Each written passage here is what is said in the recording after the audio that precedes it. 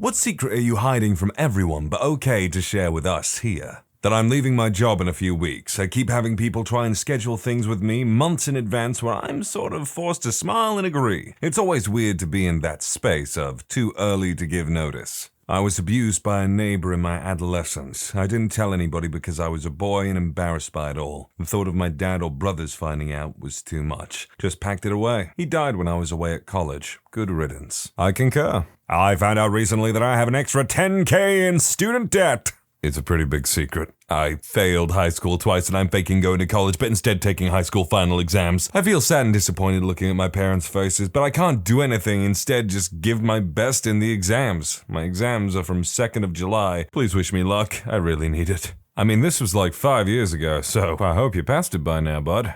I am a pathological liar. I don't even mean to do it, but I just do at this point, and it scares me a bit. I am fixing it, though. That's a goddamn lie, and you know it! The family computer didn't break because of downloading music. It was me and my adolescent internet browsing. Oh boy, I've been there, buddy. It seems stupid, but after 3 kids and divorce, I can't figure out my frickin' life, neither where I'm going. I carry around regrets and mom guilt, and I'm completely lost. My wife cheated on me, and we're going through the start of the divorce process. My family doesn't even know. I'm in agony every day. I had some surgery that went very, very wrong, and I am struggling to keep motivated to keep going. I'm a grown man, and I love Winnie the Pooh. I don't own any memorabilia or anything, but I watch YouTube videos, and if I see it on TV, I have to watch it. Hey, buddy, I love Winnie the Pooh too. I don't think there's a single individual on this planet that doesn't, on some level, love Winnie the Pooh, except for maybe the leader of the CCP. I like having crushes, but not actually doing anything about them. Partially because I enjoy the blissful feeling of liking someone, and partially because that gets ruined whenever I actually do anything about it. I regret deeply not bonding more with my college class. I just now realized that I was liked by them and I kinda pushed them away all these years. I want to tell my boyfriend I love him, but I think he needs to get help for his mental health issues before this relationship moves forward. Honey, according to women, that's just about every man in the world. But you do you. I'm afraid of my neighbor. I don't know why, but he just creeps me out. He's always staring at me, occasionally making comments on my body. Oh, is that you? I thought for sure someone sent a model over. You have a great body for a teenager. Those shorts look awfully short on you. I'm 14. He and my dad are friends and is always over at my house. When he comes over, I'll always hide in my room. My mom doesn't like him either because of the time he came during my baby sister's sleepover and just sat in silence at the fire pit while my dad went inside to get drinks. I'm afraid to say anything to my dad because I know he isn't able to get out with his friends a lot and he really likes my neighbor, but I can't shake the feeling that something is just off with him. A few of these are being quite relatable and we're only 3 minutes in. I also dislike my neighbor. And not because he makes inappropriate comments about my body, but that would certainly be a problem. I'm really big on honesty because of growing up with a narcissistic parent. However, I never tell people that I am bipolar. I am a PTA mom in the suburbs. The judgment and stigma that would come along with that knowledge would likely affect my entire family. I am physically falling apart. My health is a chain of unfortunate events. I quit smoking, I barely drink, I stay physically fit enough to remain in the military, yet I fight every day just to pretend I am okay. I'm tired of being in physical pain with every little thing, but I will continue the charade until something finally gives permanently. It actually scares me. I hate that I'm 45 years old and feel as if I'm 80. The secret is that everyone I know thinks I'm so strong. I've overcome so much. I'm a fighter. Blah, blah, blah. The reality is I live in daily pain and it's starting to wear on me physically and emotionally. Finally, I just started seeing a therapist. I was afraid to, but I can't handle the anxiety by myself anymore. It's civilian. I simply have lost faith in the military medical system. Not sure how I feel about it yet, but it's not hurting me so far. Glad to hear you're starting to get help. My maternal grandfather was a hitman who killed several politicians and activists in his country during a very corrupt time. He moved to the US and remarried. My paternal grandfather was a corrupt politician who hired hitmen on his political opponents and embezzled right before stepping down from office and avoiding indictment. Not sure if they ever met because this is all I know and found this all out by chance. I don't even think my own parents know this much. That is a pretty insane goddamn coincidence, like, wow. Recorded my fiance yesterday. I got him to talk about his D&D character, and I didn't want to forget anything because I'm going to commission an art piece of it for his birthday. It's killing me to keep it a secret because I tell him everything. I hope he likes it. Whoever this lucky man might be, she's a keeper, my friend. When I was reading that, I was expecting it to go in a different direction. Thank goodness, that was wholesome. I sometimes hope my grandma passes away soon. She has severe dementia and Alzheimer's, and my mom is the only person my grandma will allow to help her, which means she's basically on call 24/7. She's aggressive, a runner, and basically has the mind of a toddler. I feel like a butthole for thinking it, but we've been mourning losing who she used to be. Losing her physically would mean she could be at peace, and my mom could finally take a break. You know, as someone whose grandmother also suffered from memory loss and mental issues towards the end of her life, I understand to a degree. I never got to that point, but it is sad to lose someone on an emotional level in your life that to the point where they don't even remember you. It's sad. It's hard. About 15 years ago, I slept with my high school teacher. Literally never spoke about it out loud to anyone, ever. This is actually the first time I wrote it down even. Guess 15 years is long enough for it to feel like it just doesn't matter anymore. I lost contact with all of my friends months ago. I still try to be happy and smile through everything. I'm a pretty positive person. I think there will come better times, but especially now in summertime when I see everyone on social media or going out swimming or having cookouts, it's kind of sad to be at home all the time or go for a walk by yourself all the time. Why is it so hard to find new friends? Damn. One is the loneliest number you can ever do. Whenever I think about that song, I think of Recess the movie. Anyway, I'm sorry you're feeling very lonely, dude. One of my best friend's dad cheated on their wife with a secretary or something and she got pregnant. They kept her baby. That was around the time my friend was born. Fast forward 19 years later on, I meet this guy at work who looks a lot like my friend. When he figures out that I know him, he tells me his story. My friend to this day doesn't know he has a half-brother living in the same city as him, and I can't tell him because the half-brother promised me not to because his dad won't allow it. Pretty screwed up. The father of both told the half-brother to not tell his brother about his existence or he will stop supporting his college education, among other things. Why, you may ask? Because his wife doesn't know about him, and that will definitely destroy their marriage and family, which is selfish as all hell. I cannot say anything either because if I do, I will be the architect of a marriage and family falling apart, or worse, for something which is really not any of my business and didn't ask to be a part of. The thing is that the half-brother wants to be the one to go directly to his brother and tell him everything when he's financially capable of supporting himself, and that's something I have to respect. I've known my friend since childhood, and it hurts me not to tell him, but I've been trying to find a way to let him know without being the architect of anything. The 23andMe thing is actually a good idea, and I've taken it into consideration. I appreciate the idea, so I might see if I can come up with something. Buddy, that right there sounds like a whole lot of none ya. None ya what? None ya business. And I'm sure that Secret Love Child Man has a plan, a process. He will get it done in due time, but don't push it. I'm a digital artist who made a bunch of paid commissions already. However, it's all cheated. I used a software for the anatomy and just trace over it. I become that good in line art and coloring, where the obvious tracer red flags don't work anymore. I've never wanted this to come that far, but as soon as I made my first trace drawing, I got sucked into an abyss that is impossible to leave. All my friends know me as the artist. There are many I wouldn't ever have been able to talk to without my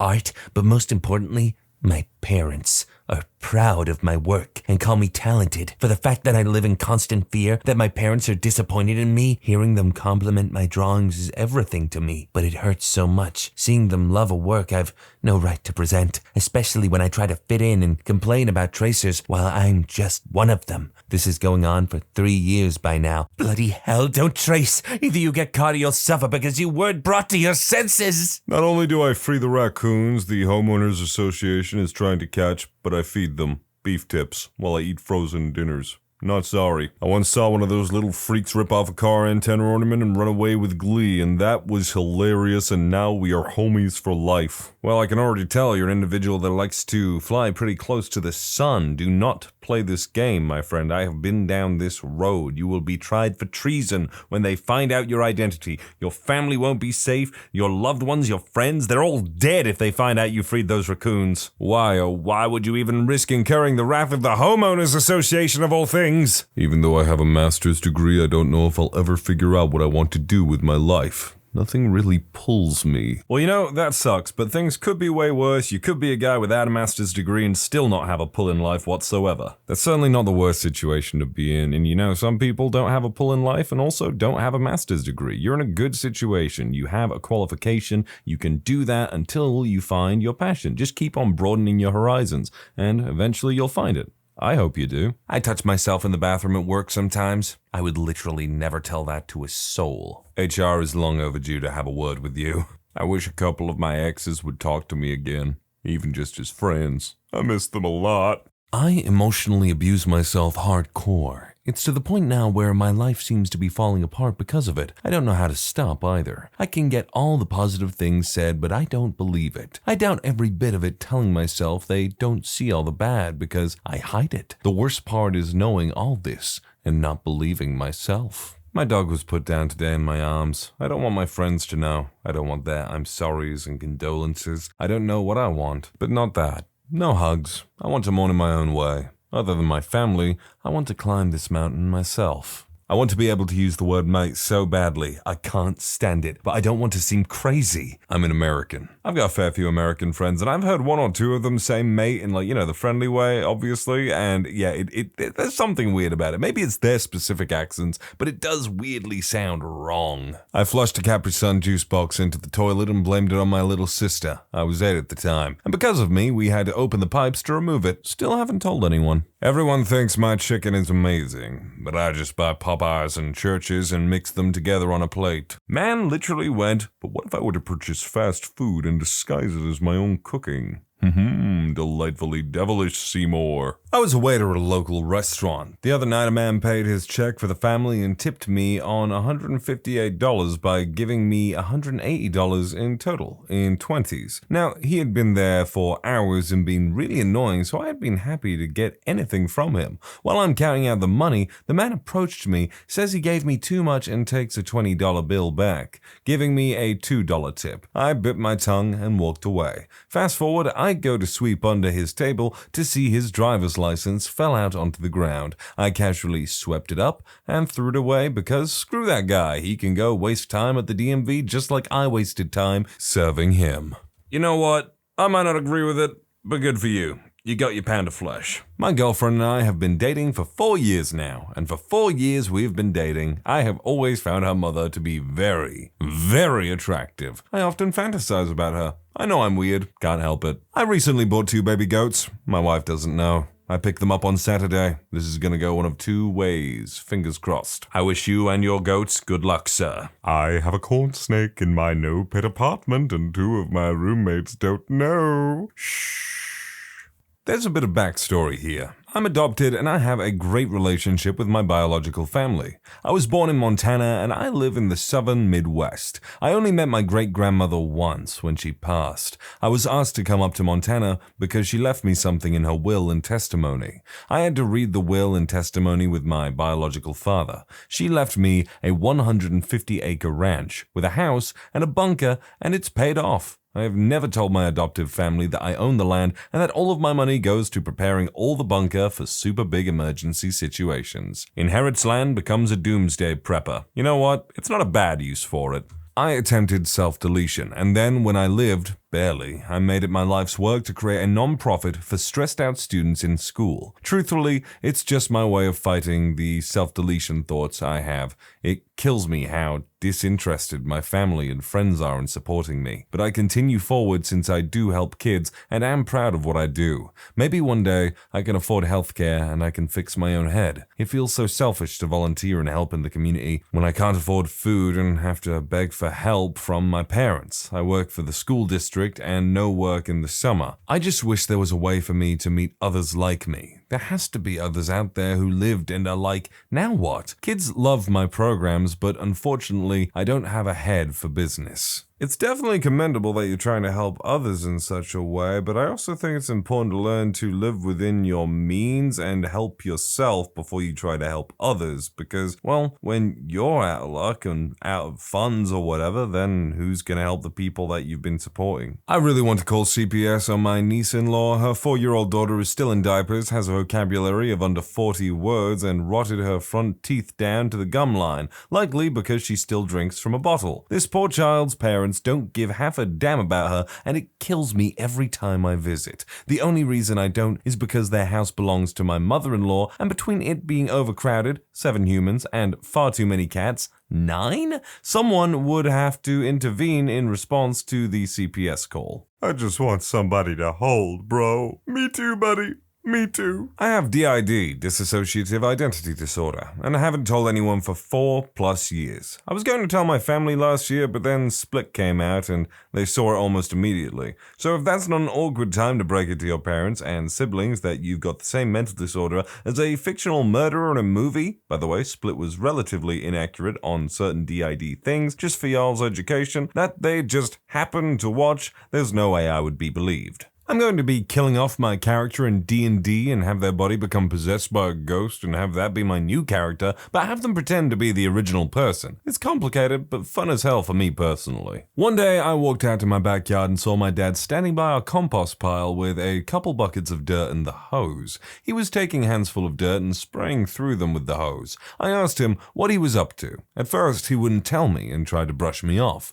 I persisted, and eventually, he told me that early in my mother and his marriage, he had lost his wedding ring when doing work along the side of the house. At the time, he went out and bought an identical ring to the original, and my mom was none the wiser. Apparently, for the last 15 years, when spring comes around and he does any cleaning on that side of the house, he searches through the dirt. My mom still doesn't know he lost the original ring. Personally, I actually think that is so sweet. I burned down my neighbor's house and my family paid them, the neighbors, over $500,000 under the table so that I wouldn't get in trouble, and so that they could buy a new house, a new car, and new furniture, and all that. This was back when I was 7 years old, and I regret it all now. No one else knows this except for my family, my neighbors, and myself. My bathroom is 3 flights down, and let me tell you that sometimes I just don't make it before an accident happens, so I bought a Shiwi and now pee in a bottle if I need to in the middle of the night. The relief is awesome. I'm basically always anxious and furious at the office about how little work I have at my job.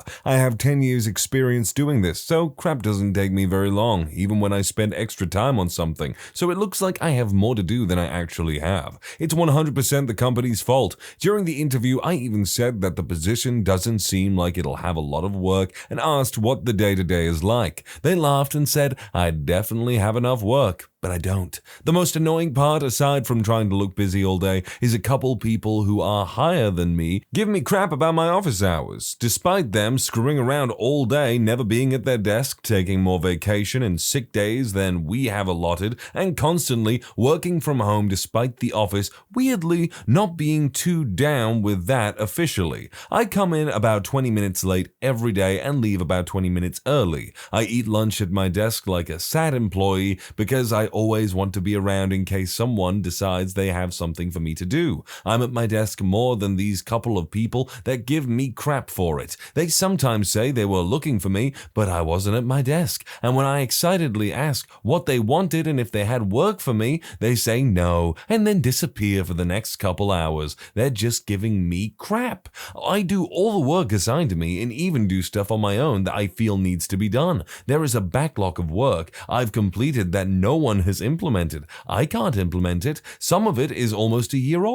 I always ask if people have crap for me to do, and only a couple people ever do. I am constantly worried that I'm going to get fired, despite the company actually needing me and my work. But due to other crappy employees, office politics, and bureaucracy, I have about an hour of work a day, if that. It's also pretty difficult to get jobs at my level in my field, so every day I just have to be anxious and angry, assuming I'm going to get canned before I find a new job. It's definitely infuriating when you're in a work environment that just isn't functioning correctly, especially when you are not the issue at hand. It's just a general thing and other people screwing you over. I was visiting some family on a farm, and they have these geese that are super aggressive and always trying to flex on everybody, and one of them came at me a few weeks ago, and all I did was clap back and touch one feather just to show it I was serious, and then it turned around and ran into my parked car and just looked super upset and confused. It wasn't hurt, and it literally just walked into a car, but it looked so sad that moment, and I feel so guilty. I took the cookie from the cookie jar. I am secretly dating my ex-girlfriend's best friend. Neither of us have told anyone because we know how much word tends to get around and she doesn't want to lose her friend. What are people's feelings on that? Is it bad to date your friend's ex wholesale, just outright, or is there a mature and, good way to go about it? Like, if the two or everyone can be mature about the whole thing, I'm curious. I never learned how to put my bra on behind my back like a normal person. I hook it up and put it on like a shirt. There is still hope for you. You can just get a bra that you don't need to hook. When you subscribe, make sure to hit the bell to turn on notifications. Put the playlist on in the background to finish listening to all the stories. And if you like Am I the Genius, give Am I the Jerk a shot. Linked in the description below.